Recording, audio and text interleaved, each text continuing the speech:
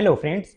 इसके पहले वाली वीडियोस में हमने आपको यूनिवर्सल आईसी प्रोग्रामर के बारे में बताया है और नोटॉन सीरीज़ में नोटॉन कंपनी का जो N76 सीरीज़ आईसी होता है उसको किस वे से प्रोग्राम किया जाता है इसके बारे में भी आपको ऑलरेडी एक्सप्लेन किया हुआ है। बट फ्रेंड्स, आज की वीडियो में हम आपको एटमेगा सीरीज़ की जो आईसीज होती है लाइक एटमेगा 32, एटमेगा 16, इसको किस तरीके से हम प्रोग्राम कर सकते हैं, इसमें जो हेक्स फाइल होती है वो कैसे बर्न कर सकते हैं, ये देखने वाले हैं। तो उसके लिए हमारे पास दो प्रोग्रामिंग टूल हैं। एक ये आईएसपी प्रोग्रामर है। तो इस आईएसपी प्रोग्रामर में आप देखेंगे यहाँ पे सॉकेट भी दिया हुआ है जिसमें आप आईसी लगा सकते हैं। ये यूएसबी के थ्रू इंटरफेस होते हैं। वैसा ही एक और प्रोग्रामर है, ये STK 500 सीरीज वाला प्रोग्रामर है। ये भी एक टूल है, प्रोग्रामिंग टूल है जिसको यूज़ करके आईसी को प्रोग्राम करते हैं। हमारे पास में एटमेगा 32 ये एक आईसी है। इस आईसी में हम आपको प्रोग्राम लोड करके बताएंगे, प्रोग्राम बर्न करके बताएंगे। और इन दोनों जो प्रोग्रामर्स हैं इनमें डिफरेंस क्या है, मीन्स परफॉर्मेंस वाइज क्या डिफरेंस है, ये भी आज आपको वीडियो में देखने के लिए मिलने वाला है। तो बेसिकली आज की वीडियो में हम आपको एटमेगा सीरीज की आईसी कैसे प्रोग्राम की जाती है और उस प्रोग्राम को लॉक कैसे किया जाता है ये भी आज हम आपको एक्सप्लेन करके बताने वाले। तो चलिए अब हम वीडियो को स्टार्ट करते हैं। फ्रेंड्स, ये जो विंडो आप देख रहे हैं ये एवियर स्टूडियो का विंडो है, आईडीई है। तो एटमेगा सीरीज़ की आईसी में प्रोग्राम करने के लिए आपको ये कंपाइलर की ज़रूरत होगी। इसमें आप देखोगे इस आईडी में एक एवीआर वाला ऑप्शन दिख रहा है, एक बटन है। इस बटन पे क्लिक करना है आपको। क्लिक करने पे एक नया विंडो ओपन होगा।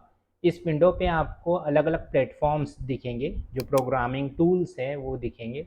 लाइक AVR ISP है, STK 500 है। हम AVR ISP MK2 पे क्लिक करेंगे और इसको USB सिलेक्ट करके कनेक्ट कर देंगे। एक नया विंडो ओपन हो जाएगा।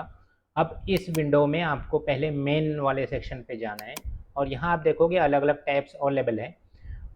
इस मेन वाले विंडो में आपको आईसी सिलेक्शंस के ऑप्शन मिलेंगे। जितने भी एटमेगा सीरीज़ के आईसीज हैं उसके नेम यहाँ पे, यहाँ हम एटमेगा 32 सिलेक्ट करेंगे क्योंकि अभी हमने एटमेगा 32 आईसी यूज़ किया है। इसमें एक रीड सिग्नेचर बटन है, इस पर सबसे पहले आपको क्लिक करना है।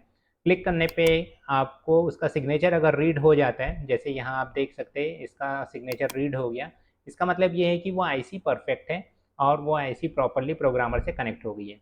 अब इसके बाद हम आते हैं फ्यूजेस पे। ये बहुत इंपॉर्टेंट सेटिंग है।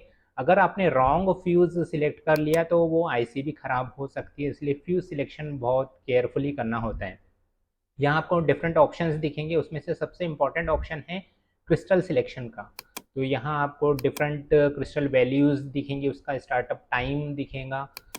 इसमें से बाय डिफ़ॉल्ट 1 मेगाहर्ट्ज़ का इंटरनल क्रिस्टल सिलेक्टेड होता है कोई भी एटमेगा सीरीज़ का। अगर हम एटमेगा 16 या 32 आईसी लेते हैं तो उसमें यहाँ पे हम एक्सटर्नल क्रिस्टल फ्रीक्वेंसी सिलेक्ट करेंगे और जेटैग को डिसेबल कर देंगे। यहाँ पे एक वार्निंग भी आएंगी, आपको इसमें यस कर देना है।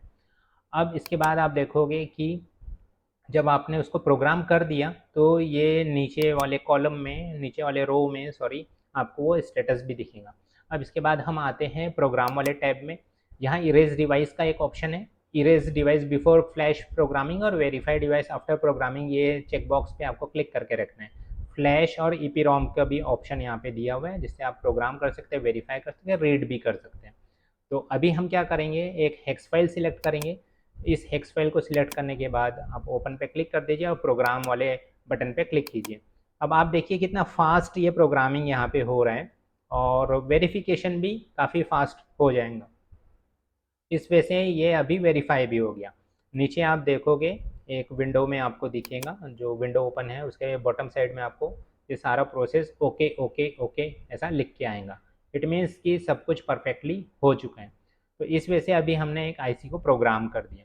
अब आपको उसको लॉक करना है तो लॉक बिट वाले टैब पे क्लिक करेंगे। यहाँ पे आप देखो no memory lock feature enabled है, तो पहले तो हम उसको डिसेबल करेंगे।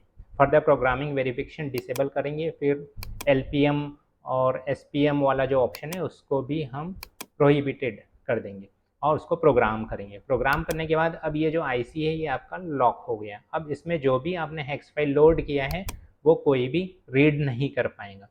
तो इस वजह से आपको आईसी को प्रोग्राम और लॉक करना होता है। अब हम STK सीरीज़ का भी प्रोग्रामर के बारे में जानेंगे।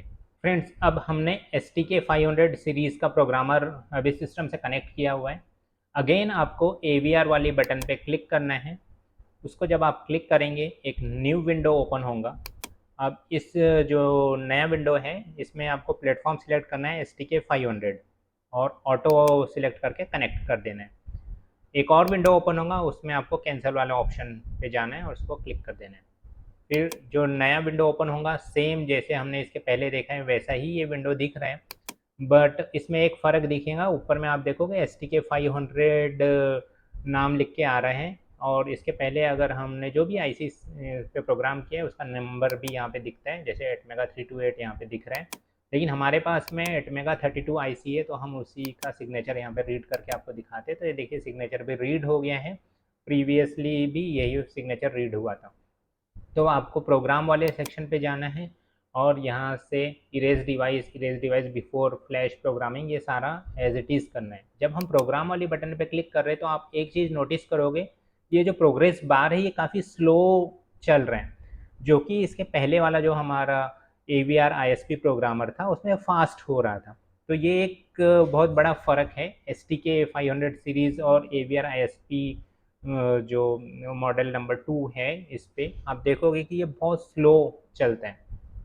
तो इस STK 500 से प्रोग्राम करने पे IC प्रोग्राम होने के लिए काफ़ी टाइम लग जाता है और सेम वैसे यहाँ पे भी आपको स्टेटस दिखता है। ये जो विंडो है उसके बॉटम साइड में आपको सारा स्टेटस दिखने लगेगा।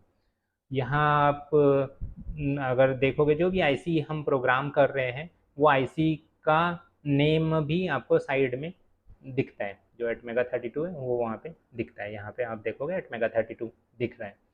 तो इस तरीके से अभी यहाँ पे फ्लैश प्रोग्रामिंग हो गई। अब ये जो वेरिफिकेशन है, वेरिफिकेशन के लिए भी ये काफ़ी टाइम लेता है, जबकि हमने जो इसके पहले प्रोग्रामिंग किया जिसमें प्रोग्राम बर्न किया उसमें वो काफ़ी फास्ट वेरिफिकेशन भी हो गया था।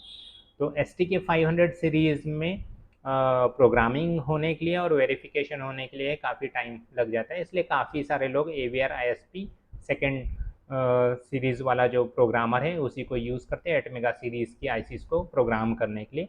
हम भी AVR ISP ही यूज़ करते हैं, मोस्ट ऑफ दी ICs को प्रोग्राम करने के लिए हम उसी को प्रेफर करते हैं। तो इस वजह से आप देखोगे कि दोनों प्रोग्रामर की प्रोसेस सेम है बट उसके परफॉर्मेंस में फ़र्क है। अब आपको यहाँ पे स्टेटस तो एज इट इज़ जैसे पहले वाले में दिख रहा था वैसे ही यहाँ पे भी दिख रहा है।